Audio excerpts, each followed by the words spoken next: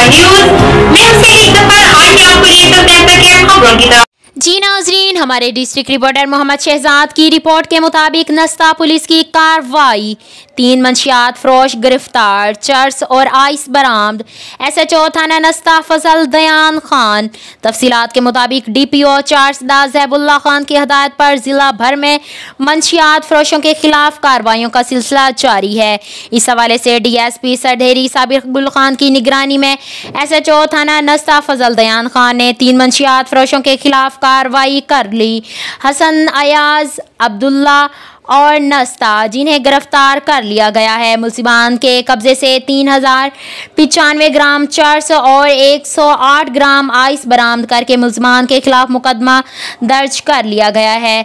जी नाजरीन, इसी के साथ ही आपको दूसरी अहम खबर से आगाह करते हैं।